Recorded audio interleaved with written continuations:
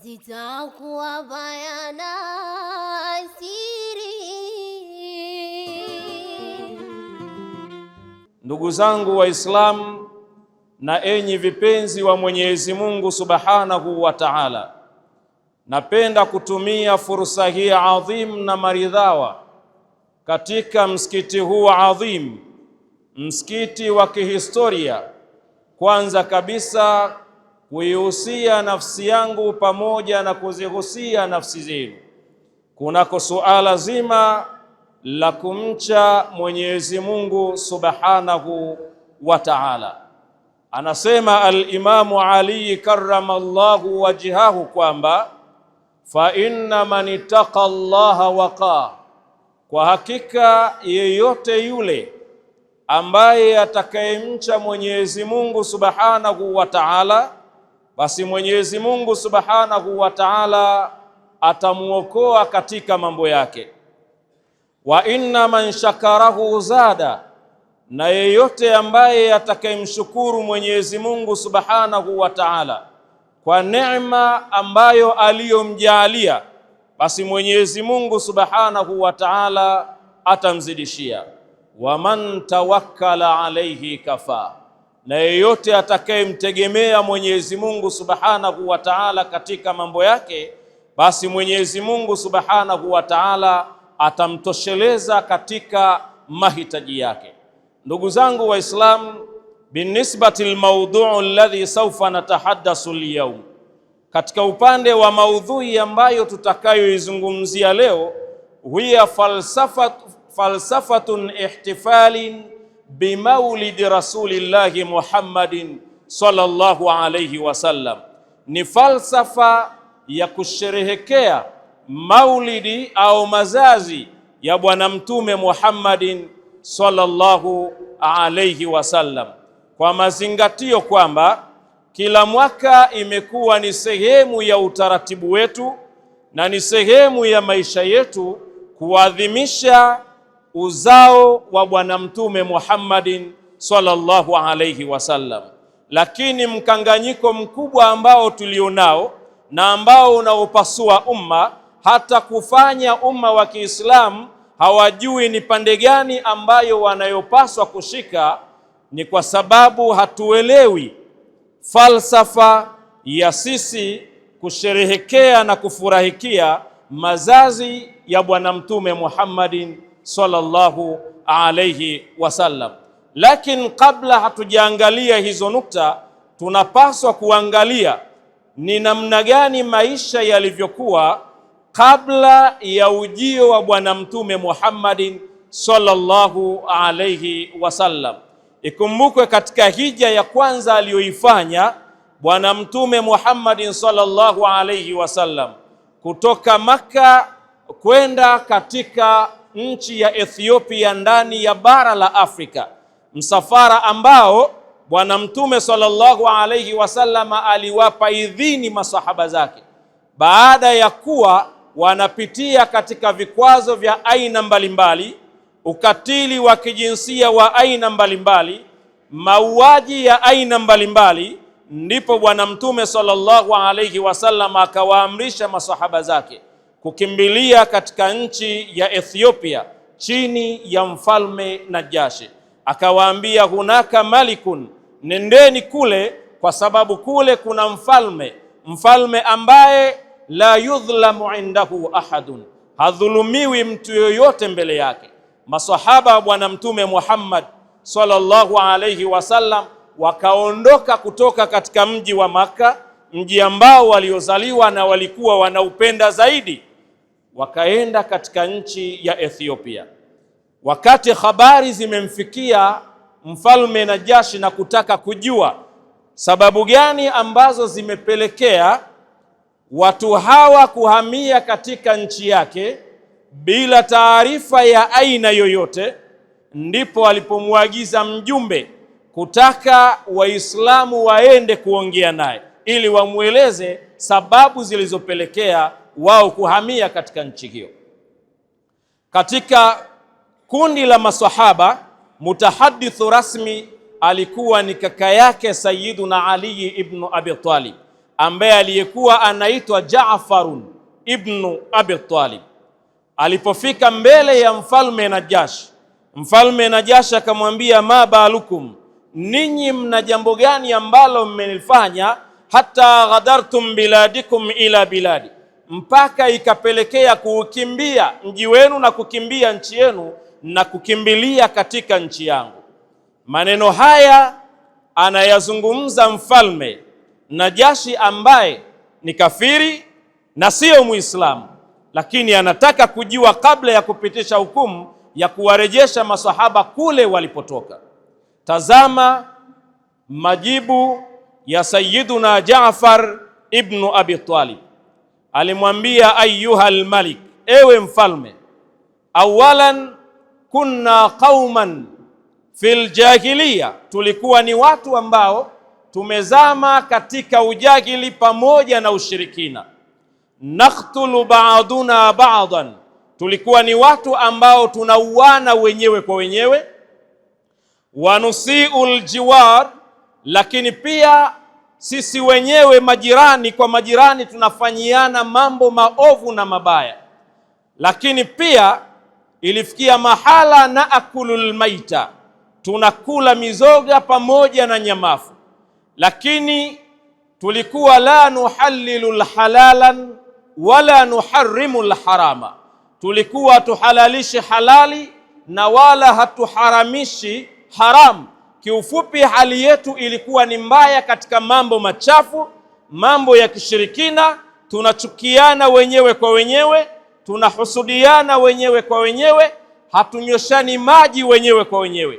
Lakini kwa nini mpaka leo tuko hapa? Ni kwa sababu ya ujio wa Bwana Mtume Muhammadin sallallahu alayhi wasallam, ndiyo ilikuwa ni sababu iliyotufanya sisi tuachane na yale machafu yote tuliyokuwa tunayafanya, jambo ambalo miongoni mwa wale ambao waliokuwa wameshika mamlaka wakahisi kwamba mtu huyu anakuja kwa ajili ya kudondosha utawala wao na nyadhifa zao ambazo walizokuwa nazo.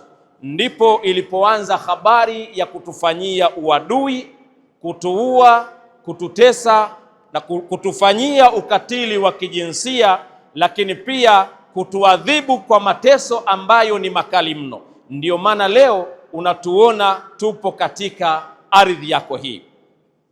Mfalme Najashi aliposikia maneno hayo akawaambia kwamba mpo huru kukaa katika nchi yangu, mko huru kukaa katika miji yangu, mko huru kufanya biashara zenu na vyovyote ambavyo mnavyoweza kujitanua basi fanyeni, kwa sababu nimetambua kwamba dini yenu ni dini ya kweli. Na haya aliyokuja nayo Bwana Mtume Muhammad sallallahu alayhi wasallam ambaye ni mtume wenu, ndiyo hayo ambayo aliyokuja nayo Sayyiduna Isa ibn Maryam. Aqulu qawli hadha wastaghfiruhu innahu huwal ghafurur rahim wa huwal barrul karim.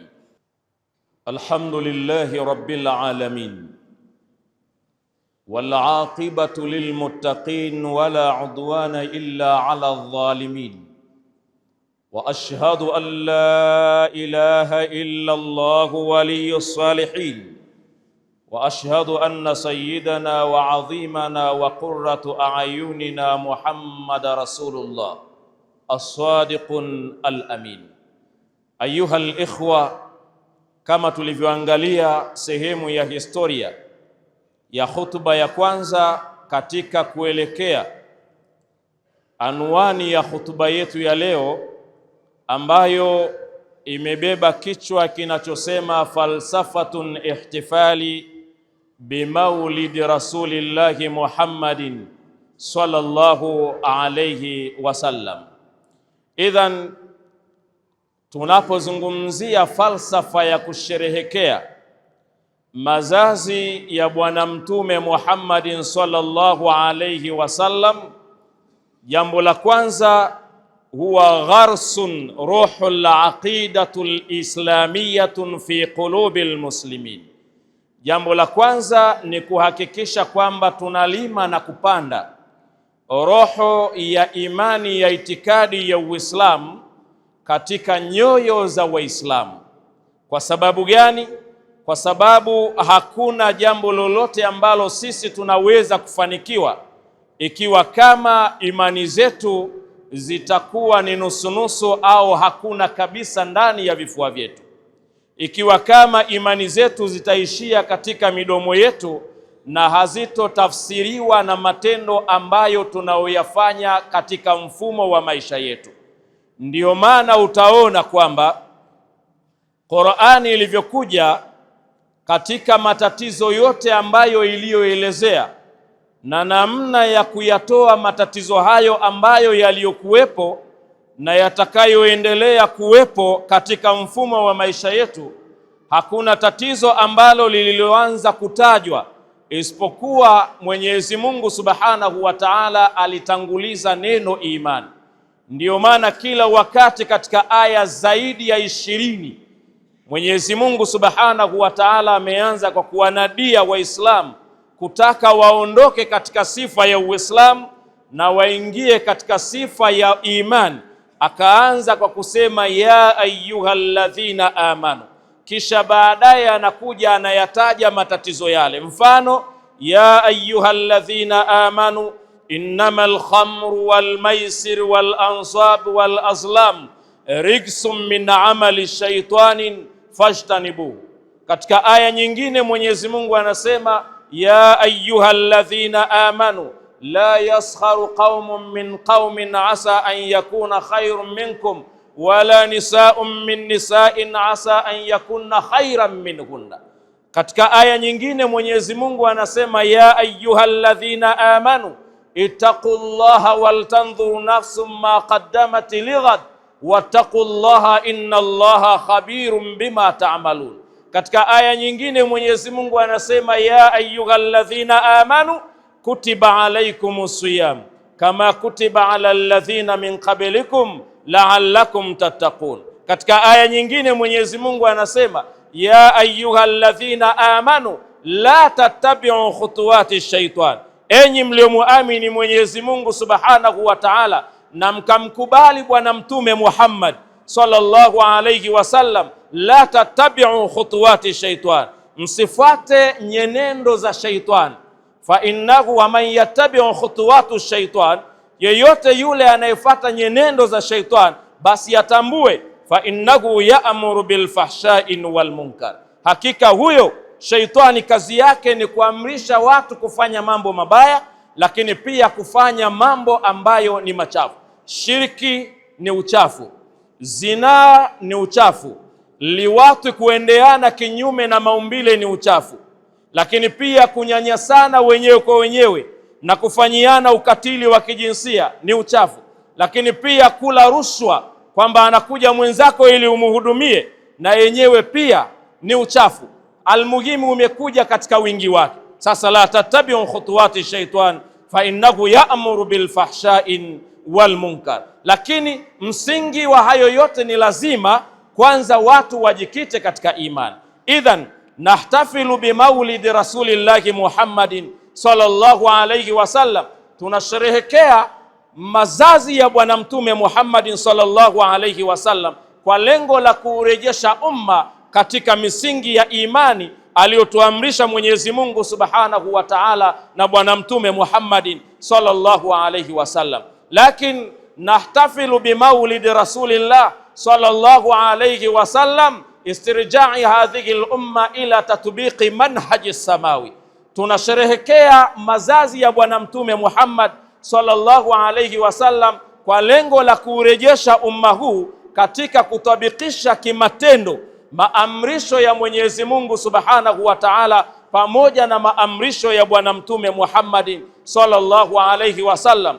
Idhan nahtafilu bimaulidi rasulillah sallallahu alayhi wasallam, tunasherehekea mazazi ya Bwana Mtume Muhammad sallallahu alayhi wasallam istirja'i hadhihi al-ummatun ila tatbiqin as-sunnatun nabawiyatin sallallahu alayhi wasallam fi hayatina wa fi tasarrufina al-yawmiyya, kwa ajili ya kurejesha umma huu katika mafundisho ya Bwana Mtume Muhammad sallallahu alayhi wasallam, katika sunna za Bwana Mtume Muhammad sallallahu alayhi wasallam, ili maisha yetu na matendo yetu ya kila siku yasitoke nje ya utaratibu aliyotufundisha Bwana Mtume Muhammadin sallallahu alayhi wasallam.